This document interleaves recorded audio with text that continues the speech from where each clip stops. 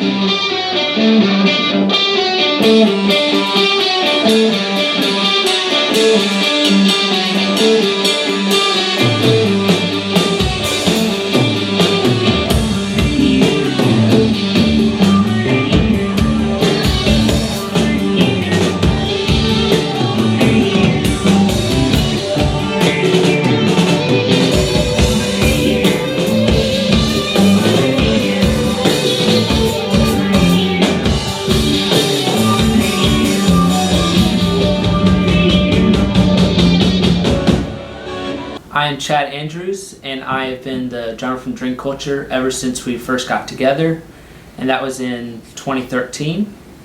And I've been with them ever since to this day. What do you like playing with Dream Culture? Just playing all the music, and especially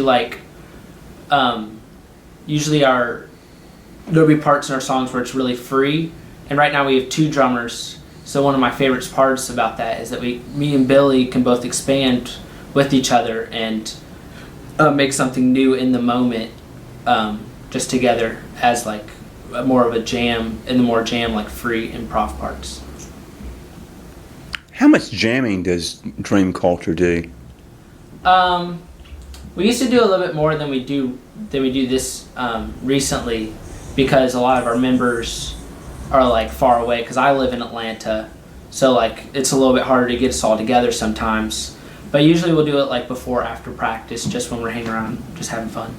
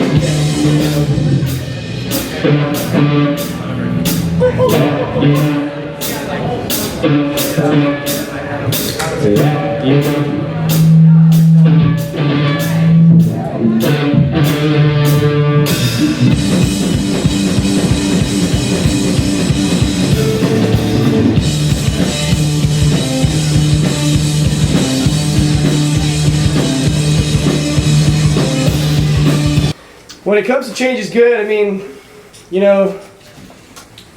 it's been the 3 bass members of the band, Chad and Billy and I, for a long time, and things have just kind of ebbed and flowed.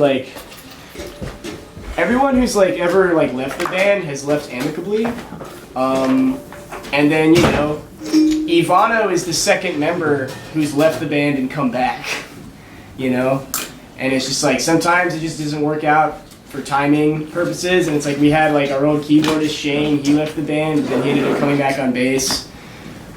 It's just chill. I guess the biggest change that we went through recently was the expansion to 2 drummers.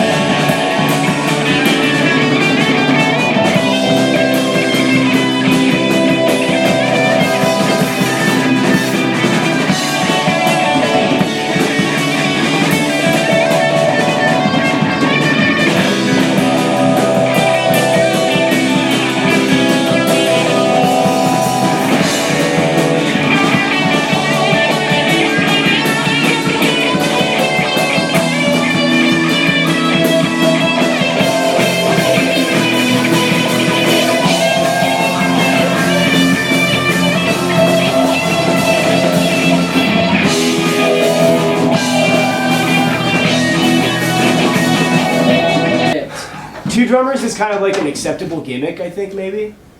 Because it's like, is there really any reason for us to have 2 drummers? Maybe. But like, it's fucking wild when you watch it. And just watching, our boys go. I recently, I was lucky enough to, we played a set at Go Bar and Michael Stipe was there. And he watched our set. And I'm really happy that I didn't know he was there, because otherwise it probably would have messed up everything. Because it's like, oh my god, Michael Stipe is watching. But yeah, so like we finished, and then I got to speak with him for a minute, and he was just raving about the 2 drums thing. And it's like, at that moment I knew that it was a really good move. If Michael Stipe was like, yo, the 2 drums, like, super cool, it's very cool, and he's wild. He's a nice guy. It's like when the conversation was over, he's just all like, he's so famous that like he talks to so many people, and he's just like, all right, hey, well, have a good night. And I'm like, yeah. Oh, I need to walk away right now. Like, you're like, Stipe. It was cool, though. He's awesome. He was really nice. One, two, 1, 2, 3, 4.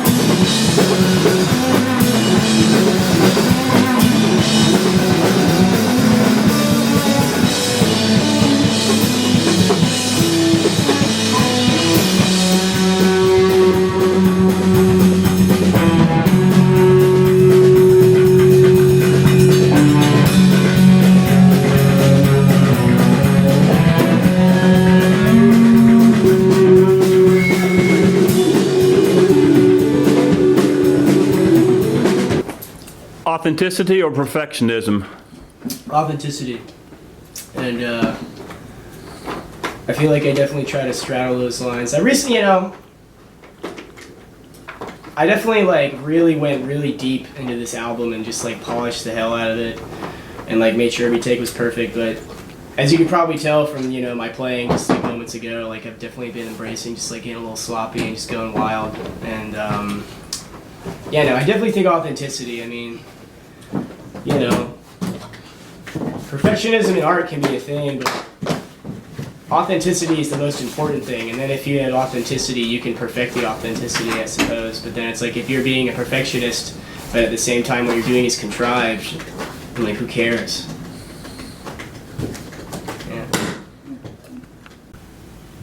Yeah. It's pretty fun. We're all like to joke around and stuff and just like joke with each other, so we're always having a good time. And then we've all been in drumline together, so it makes it really easy for us to all communicate to each other. And we all got the same form of training, so it's really easy for us to like get our points across of if there's something that we feel is not going right in our practice that we want to refine. And like usually we're pretty good about refining things to where we all want it to be. How do y'all create songs? Evan does most of the writing, and then either sometimes we'll record with him and then add, because like usually you can change the song how you want to, but he'll have like the structure for it. But yeah. What drumline were you in? We all went to, me, Evan, Billy, and I were all in the Peachtree Ridge drumline, which is just our high school drumline. And we all played, me and Billy were the same age, but Evan was a lot older than us. But we all played like tenors, which is the 5 drums with the shot in the middle. or like the one drum in the middle and then the 4 around it. And then Evan did a little bit of DCI, which is like professional drumline, for a couple years. In what ways are you taking the drumline experience into Dream Culture?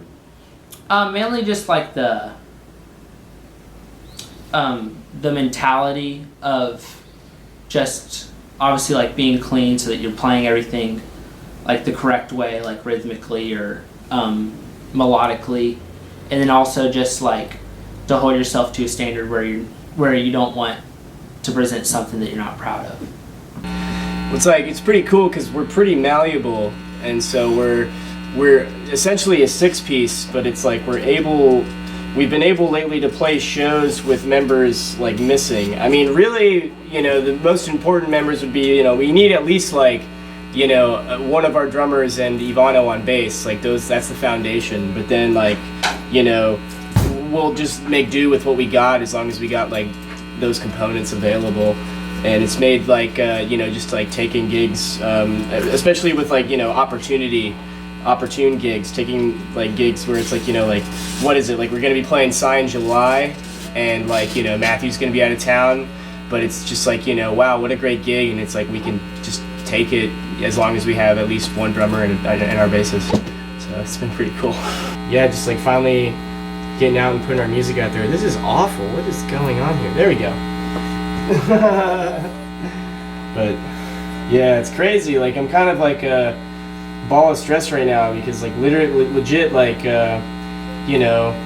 like 2 hours ago I just released the record and I've been working on it for like 3 years, and it's like, well, geez, like it feels like I don't know, it's like really cathartic in a weird way. It's like now there's like I can remember like I would just like sit around and like kind of like listening to the mixes and messing around with things just for years on this record, and it's like now it's like out, and it's like for the longest time it's weird, like I was the only one who could listen to it, but now like anyone can listen to it, and it's a really empowering feeling, especially too with it being our debut, and it's like we had only ever put out EPs, and now we have like a really like fully fleshed out thing for people to listen to, and I'm really stoked about that.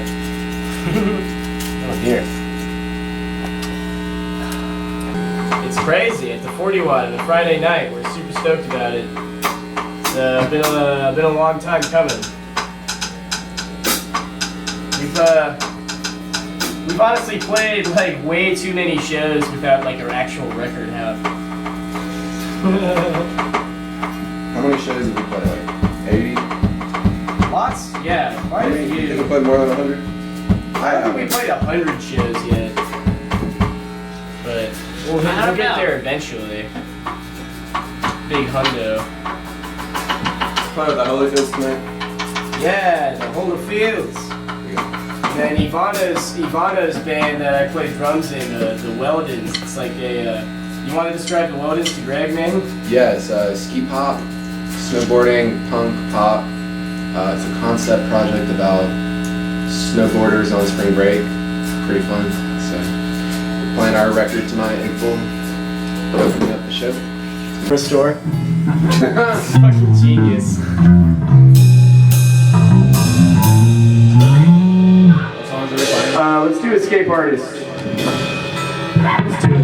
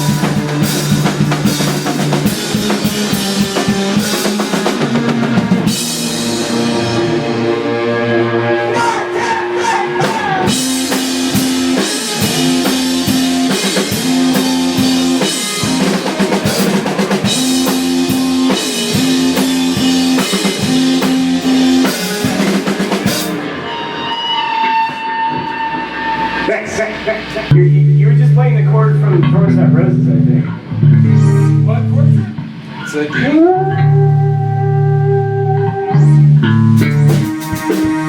I think it's G. I think it's G flat. No, sorry, G sharp or. It's a D. It's a D. I believe. It's always been a D sharp. No, for the med. Yeah. I haven't teach you it wrong.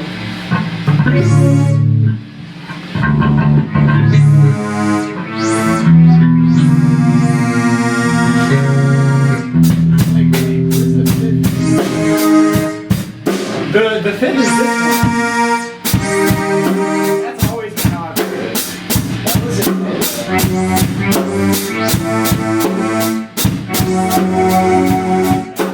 Wait, I think that was it.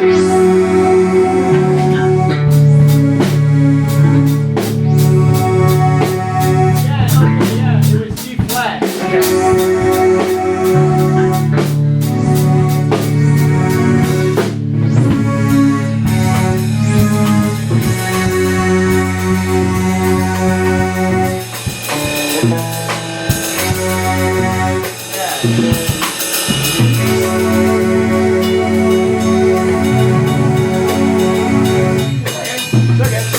B flat, and then the fifth is the D flat. Yeah, Totally. 100%. One, two,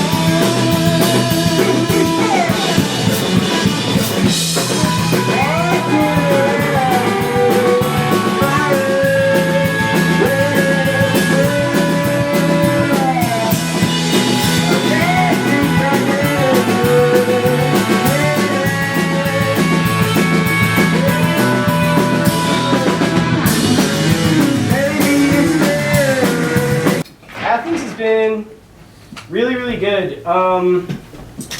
Because when I originally moved here, I didn't go to university. I didn't really know anybody, and